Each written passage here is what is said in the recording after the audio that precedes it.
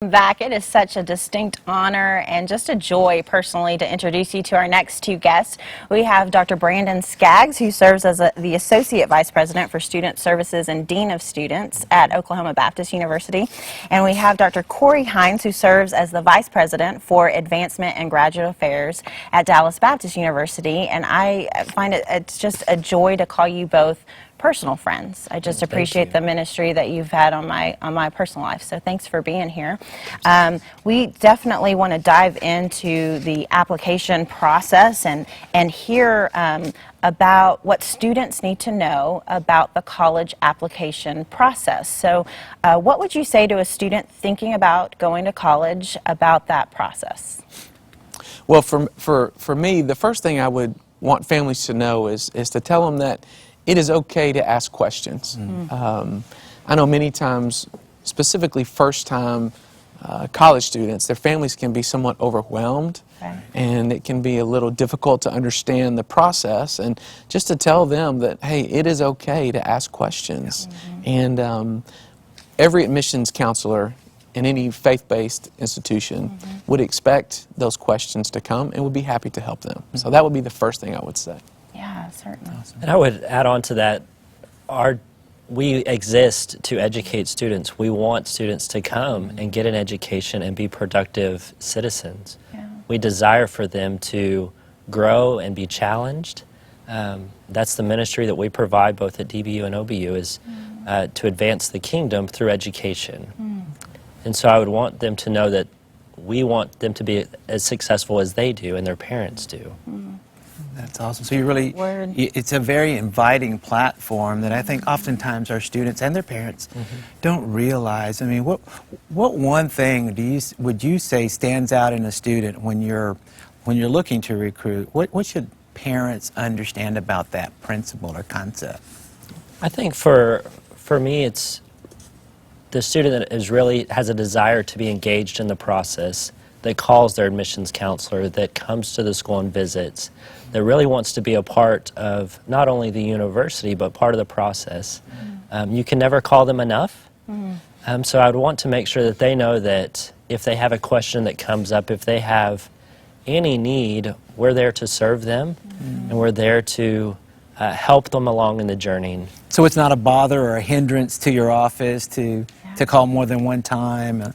No, we want them to understand the university from the beginning. We want to know where they're coming to, and to make sure that God has called them to this specific place, and we're the best place for them to get the training they need to be equipped to go out into the world and make a difference. Wow.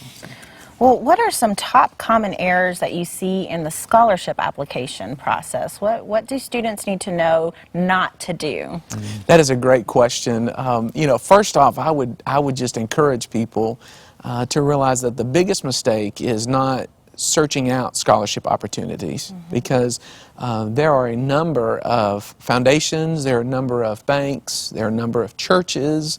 There's a variety of options for students today to find scholarship funds that are out there for students. And so the biggest mistake is not doing the work to identify what those are. And then before Dr. Skaggs answers, I would just like to also add not completing the application and making sure that you double check and fill every question out, even if it's I don't know, or just being completely thorough in the application process. So I would say those are two very important things. Yeah, certainly. And I would echo that. It's so important just to sit down and take the 45 minutes to fill out the FAFSA. That's the federal aid process.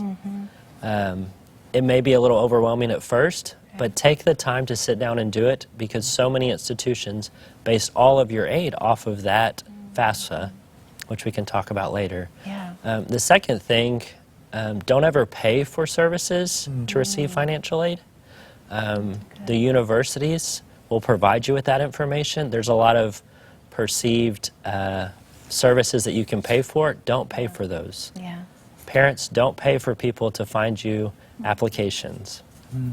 So you're saying you have that on staff or at the university level? That almost all universities' financial aid offices want to help students find as much aid as possible. If it's not at the university, then their guidance counselors, their college counselors at their school. are a great resource. Be their best friends. Yeah. They want to be the one when they find a scholarship, they say, hey, I think of, CORY would be a great person for this scholarship. So the more that you can be friends with those people, that you're always on the tip of their mind when those scholarships come through. It may take you an essay, or it may take you filling out a 5-minute survey, but I would encourage them that the more work there is, that's few people that are going to do that, so your likelihood of getting it is even higher. That's a good point. So when students are filling out scholarships, what really makes a scholarship applicant stand out? The thing about scholarship applications is, since all of the questions, for the most part, are similar, the thing that really jumps out is that one distinctive thing, whether that may be a story of how they heard about the institution, whether that may be a dramatic story that led them to apply for this school, whether that may be maybe a tragedy that they've experienced and how they've kind of worked through that and have been able to see God at work in their life in that regard. But really just making sure that they tell the story, because I know at DBU, every prospective student has an individual admissions counselor who walks through the scholarship application with them. And so they read every scholarship application and they walk every step of the way with our prospective students. And so for them, they look at it as a total story and finding what's unique about this individual person.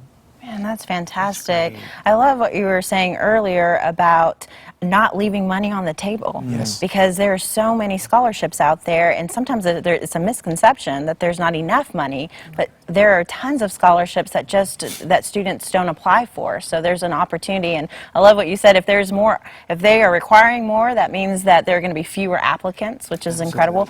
Dr. Skaggs, you referenced FAFSA. Can we talk a little bit about that? What do students need to know about FAFSA? So that's the federal aid application process. What I would want them to know is that it's a part that your parents need to be a part of. It's based off of income that comes in, and they need to fill that out completely.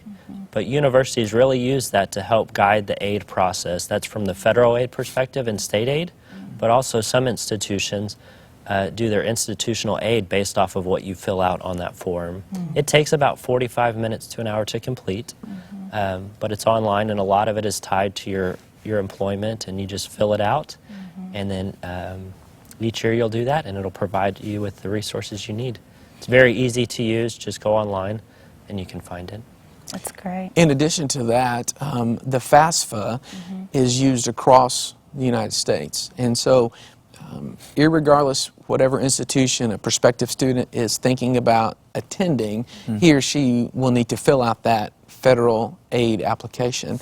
And it's just one application, and you can send it to every school that a student is thinking about attending. And I would also add that the sooner they fill that out in the calendar year, the better. Because since institutions make their decisions on financial aid based on that document, the sooner they have your name and your perceived financial need, the sooner you have the potential to be awarded financial help. So sooner better than later. Well, we've got, before we leave, we've got about 30 seconds, but I just wanted to hear real quickly, students that are applying, what are questions that they need to be asking universities? What are your top one or two questions that students need to ask universities when they're thinking about what university to attend? One question that I always tell students to ask is, what is the graduation rate of the institution, and what is that year based off of? A lot of institutions are going to five-year and 6-year graduation rates that they're posting, but most of your federal and state aid ends after 4 years. So if you can get out in 4 years and start earning an income, that's less money that you're going to have to pay for your education out of your own pocket. That's good. That is a good point, and that is an important to consider, graduation rates. I would also encourage families to talk to students that have graduated from that institution and specifically ask not just how did you graduate, but also say how did God change your life while you were there? Because it's important to get a degree and it's important to get a job, but I think from a faith element, it's important for us to be a part of the transformational experience in students' lives as well. Oh, that's awesome. That's awesome. powerful. That's a great message. And here's another message that we have on how the local church, the faith-based community, can engage in additional opportunities for promoting loving the Lord with your mind through Education Sunday. Watch this.